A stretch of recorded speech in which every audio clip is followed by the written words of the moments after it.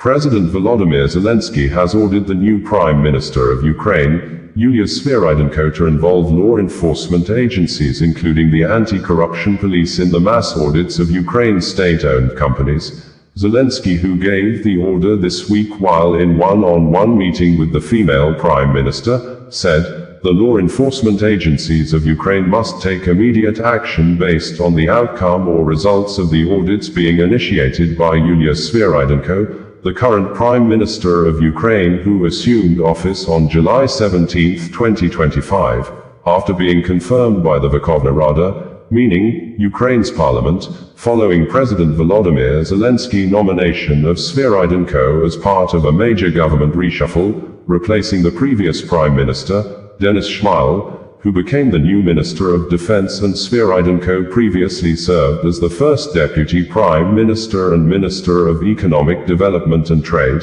The new position made her the second woman in Ukraine's history to hold the position of Prime Minister. Meanwhile, during the week, Zelenskyy also announced that the Nordic countries, Denmark, Finland, Iceland, Norway, along with other Baltic-friendly countries of Ukraine, have decided to commit an additional $500 million to the prioritized Ukraine requirements list, PURL initiative, a NATO-led initiative to expedite the supply of critically needed US-manufactured weapons to the country, which, Zelenskyy said, will be of a substantial help. In a number of statements during the week, Zelenskyy said, "I had a meeting with the Prime Minister of Ukraine. First and foremost, we focused on the situation with recovery efforts in the regions after the Russian strikes. Repair crews are working almost around the clock wherever needed, and the necessary resources have been deployed. We are increasing our reserve of equipment, and work with partners on this issue is constantly ongoing." Yuliia Svyrydenko also reported on the implementation of support programs for frontline and border communities. "We are ensuring the necessary funding.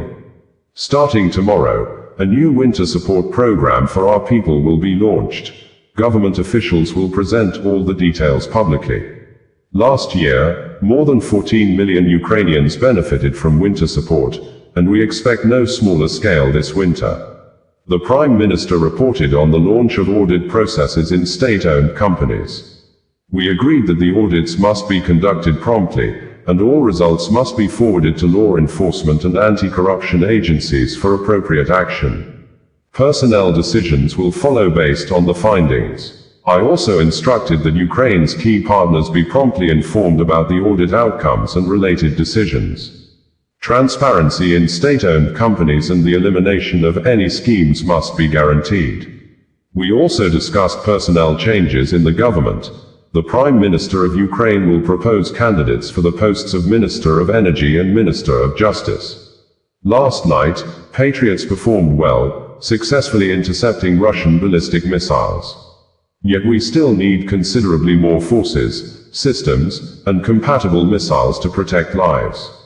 This week, the Nordic countries, Denmark, Finland, Iceland, Norway, along with our Baltic friends, decided to commit an additional $500 million to the PURL initiative, which will be a substantial help.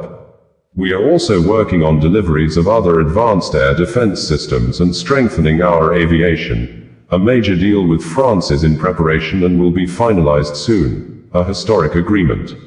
We are setting up a deal with Greece as well, on energy to maximize options for gas supplies to Ukraine, both for this winter and strategically for the long term.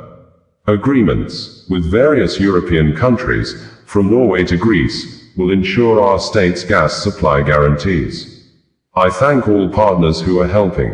I held a video conference with the heads of all Ukraine's diplomatic missions. I am grateful to our diplomats for their efforts and for representing Ukraine's interests with dignity around the world.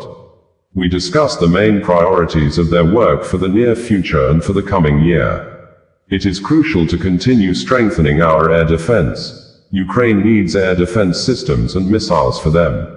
We must expand the PURL initiative, through which we receive weapons for our defense, intensify efforts to involve countries that have not yet joined, and increase contributions. The development of the SAFE instrument is also important. Other topics included the return of Ukrainian children abducted by Russia and the protection of human rights in temporarily occupied territories. We also discussed the next steps in diplomatic work on UN resolutions supporting Ukraine. Ukraine needs support, and today, it is especially important that every diplomat works to strengthen the state, ensure its protection, and enhance our positions.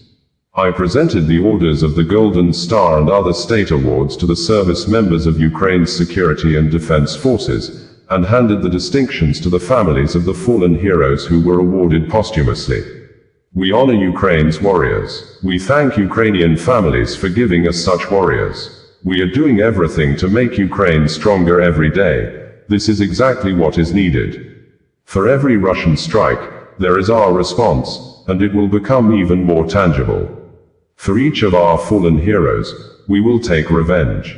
And we will force Russia into peace, without any doubt. The day will come when this war ends, and when we guarantee real security for all Ukrainian children and for all our generations. We must guarantee Ukraine a life without war. Thank you to everyone who is bringing this day closer, and we will always honor the memory of all our people, all our heroes of different times who gave their lives so that Ukraine could live.